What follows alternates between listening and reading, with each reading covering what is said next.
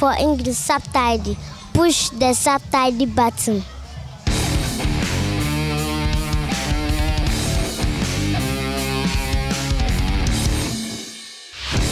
Hallo zu einer neuen Reptil-TV-Folge.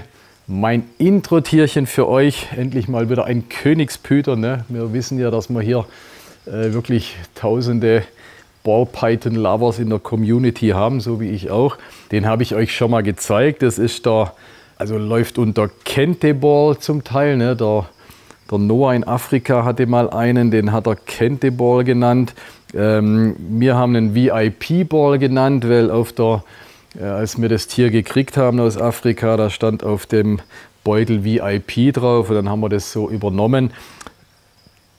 Ist bis jetzt eine ungeprüfte Morph. Wie gesagt, kam aus Afrika so, hat ein bisschen was vom Piebald, aber natürlich auch irgendwie ganz anders, so eine Art Calico oder sowas.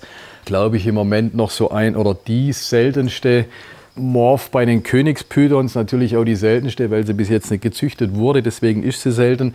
Ich habe dazu Neuigkeiten bzw. eine Überraschung, die werde ich aber jetzt noch nicht bekannt geben oder kann ich noch nicht bekannt geben, aber in den nächsten Wochen gibt es dazu Neuigkeiten und deswegen wollte ich den heute mal wieder als Intro-Tierchen präsentieren. Wir hatten ja schon ein paar Top 5 Folgen gemacht. Finde ich an sich immer ganz spannend und klar, das ist ja gerade wegen so der Zeitgeist, ne, diese Top-Rankings und so weiter, dem können wir uns ja auch nicht ganz entziehen. Und auf die Idee, oder die Ideen kommen ja irgendwie auch von der Community, ne, da kommt wirklich oft die Frage, ja, was waren die teuersten Tiere, beziehungsweise wir haben eine Frag-Stefan-Folge gemacht und da stand drin, was war das teuerste Tier, das du mal verkauft hast. Und so kam ich auf die Idee. Deswegen machen wir heute die Top 5 der teuersten Reptilien. Nicht nur bei mir, sondern insgesamt, welches sind die Top 5 der teuersten Reptilien. Was ich vorneweg dazu sagen muss, ein Reptil wird ja erst in dem Moment, oder den Wert kann man erst festmachen, wenn es verkauft wird. Ne? Oder schwierig zum Ausdrücken, aber es kann sein, es wird ein Reptil, ein teures Reptil, sei es jetzt zum Beispiel zweiköpfige Schlange, um irgendwas zu nennen. Einmal wird es für den Preis verkauft und ein halbes Jahr später gibt es einen, der das unbedingt will und natürlich noch viel, viel mehr zahlt. Wo ich aber wieder ein halbes Jahr später keinen Kunde finde, der nur annähernd so viel zahlen würde. Ne? Also deswegen ist das auch ein schwieriges Thema, wo ich bestmöglich probiere festzumachen über meine Erfahrungswerte. Normalerweise bei den anderen Top 5 Sachen tue ich dann im Internet ein wenig recherchieren. In dem Fall ist das meiste, was ich jetzt heute erzähle, aus meiner eigenen Erfahrung oder meine eigenen oder Tiere, die ich vielleicht verkauft oder gesehen habe irgendwo oder mitbekommen habe. So probiere ich da heute ein Top 5 Ranking zu machen. Auf Platz 5 würde ich eine Albino-Galapagos-Schildkröte setzen. Die wurde meines Wissens noch gar nicht verkauft und meines Wissens gibt es auch nur ein Tier davon. Wurde in der Schweiz im Tropikarium gezüchtet vor circa 2 Jahren, wenn ich es richtig im Kopf habe. Ich glaube, dieses Tier, wenn die das verkaufen würde, könnte wirklich einen echt guten Preis erzielen. Ich würde mal schätzen, so vielleicht jenseits der 50.000 €, weil das ist die einzige. Also Galapagos-Schildkröten gibt es schon wenige, sind schon teuer. Ihr wisst, Galapagos-Riesenschildkröten werden riesengroß. Das ist schon ein spektakuläres Tier und das als Albino. Also ich bin mir sicher, würde das verkauft werden, hat es sicherlich einen Platz unter diesen Top 5. Auf den 4. Platz würde ich die Galapagos-Iguana setzen. Da gibt es den Marine Iguana auf Galapagos und den Galapagos Land Iguana. Ich würde jetzt sogar nicht immer sagen, der oder der hat den Platz verdient. Ich würde jetzt einfach Überbegriff Galapagos Iguana setzen. Die werden sicherlich, also selbst Wildfarbe, ne, wir reden hier nicht von irgendwelchen Farbmutationen, sondern von dem Tier, so wie er in der Natur vorkommt. Die Tiere werden, wenn sie gehandelt werden, also die Galapagos Landleguane subcristatus, Die werden sicherlich auch mit einem Betrag um die 50.000 € gehandelt. Und die Marieniguanas werden sicherlich einen ähnlichen Preis erzielen. Und deswegen sind sie sicherlich Top 4 von den teuersten oder unter den Top 5. Aber ich habe es jetzt mal auf Top 4 gesetzt. Dann auf Platz 3 ein Tier, das ich selber schon zweimal besessen habe. Vom Wert her sicherlich jenseits der 50 oder um die 50.000 € ebenfalls. Das sind leucistische Nilwarane. Ich glaube, ich habe es euch erzählt, den großen, den Nils, den wir mal hatten, der ist gestorben, der hat so Nekrosen gekriegt und so Knochenveränderungen. Ist dann als adultes Tier nach ein paar Jahren bei mir gestorben. Und dann viele Jahre später habe ich nochmal ein Baby bekommen und war oberhappy und dachte, ey toll. Und das Baby ist mir mit einigen Monaten gestorben, hat auch so Geschwüre, Geschwülste gekriegt. Also es wäre jetzt leicht zu sagen, naja, das hatte mit der leucistischen oder mit der weißen Farbe zu tun. Ich kann es mir eigentlich nicht vorstellen. Leucisten haben ja auch schwarze Augen, also auch keine Lichtempfindlichkeit oder sowas. Aber tatsächlich das Tier, ich kann sogar dazu sagen, ich hatte einen Kunde dafür, der Vertrag war schon ausgemacht, das Tier war im Prinzip schon verkauft.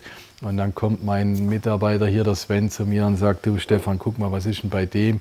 Und dann habe ich das an Veterinäre die Fotos gemailt. Also der hatte da so Schwellungen im Halsbereich, feste Schwellung, ich weiß nicht, waren es oder so Art Tumore, würde ich es mal bezeichnen. Innerhalb von sehr kurzer Zeit wurde dann auch irgendwie so schwach. Man hat gemerkt, dem geht es nicht gut. Und ich würde mal sagen, runde 4 Wochen später war das Tier tot. Also echt traurig, dramatisch für das Tier in meinem Fall. Um aufs Thema zurückzukommen, also ein leucistischer Nilwaran, schneeweißer Nilwaran, der ja auch schön groß wird, brav wird.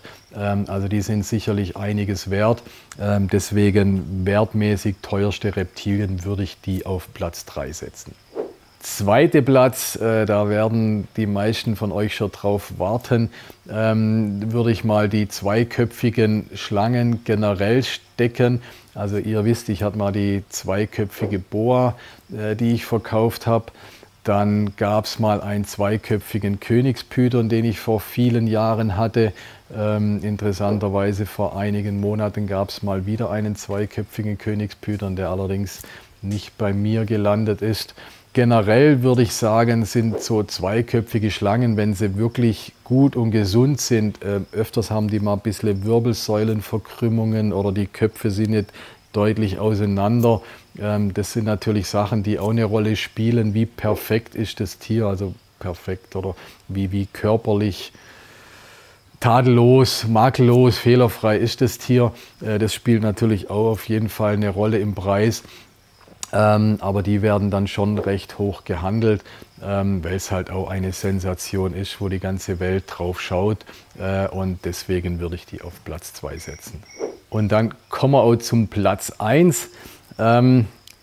Sicherlich werdet ihr jetzt sagen, oh nee, aber da hätte ich ja das noch mit rein in die Top 5 oder vielleicht sogar auf den ersten Platz. Oder was ich jetzt auch nicht berücksichtigt habe, sind zum Beispiel Brückenechsen, ne? Neuseeländische Brückenechsen, ganz sehr seltene Echsenart, oder australische Dornteufel hätten vielleicht auch in die Top 5 reingehört.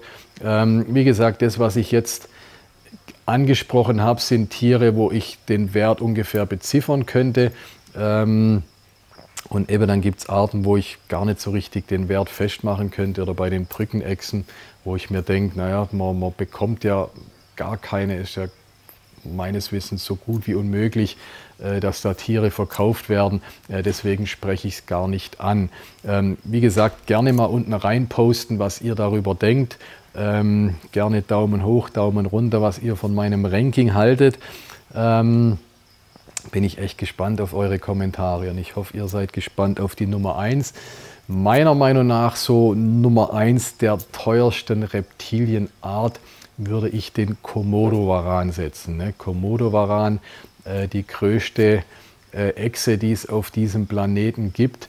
Riesige Tiere, wir haben eine Folge drüber gemacht. Also ich hab noch nie in meinem Leben einen Komodowaran besessen, aber ich habe zumindest mal Komodowarans auf dem Arm gehabt, streicheln dürfen, anfassen dürfen, erleben dürfen. Echt gigantische Tiere. Und ich weiß, dass viele Zoos weltweit gerne Komodowarane hätten als Attraktion. Ne? Das ist einfach eine Attraktion, größte Echse der Welt und so weiter. Ich würde den Wert auf um die 100.000 Euro pro Tier beziffern. Das würde ich mal schätzen oder würde ich mir denken, dass die meisten, die Tiere suchen, bestimmt bereit wären, um die 100.000 oder vielleicht sogar mehr dafür zu zahlen. Und deswegen landet der Komodowaran bei mir auf dem ersten Platz. Das war die Folge über die teuersten Reptilien. Einige von euch werden enttäuscht sein und sagen, ja, wo sind die Königspythons? Es gibt doch so teure Königspythons. Wir reden ja von der jetzigen Zeit oder auch von der Zukunft. Wir müssen leider sehen und sagen, also leider für mich als Königspython-Züchter vielleicht, wir werden mit Königspython, glaube ich, nicht mehr bei 100.000 landen. Also da müsste schon irgendwie ein grüner Königspython mit 2 Köpfen, der sich kodominant vererbt, also die 2 Köpfe am besten auch mit vererbt oder sowas. Da müsste schon sowas rauskommen. Ich glaube, so die Farbvarianten, die es jetzt gibt, also es wird weiterhin teure geben, die einen deutlichen 5-stelligen Betrag haben, aber ich kann mir nicht vorstellen, dass wir bei Königspythons irgendwann nochmal 6-stellig werden. Es gab schon Tiere mit über 100.000 $. Ne? Es gab mal diesen Ivory-Königspython aus Afrika mit um die 110.000 $ oder sowas. Das werden wir bestimmt nicht mehr erreichen und deswegen gab es unter diesen Top 5 auch keinen Königspython. Aber nichtsdestotrotz bleibt mir treu und checkt my balls, auch wenn sie nicht in den Top 5 landen.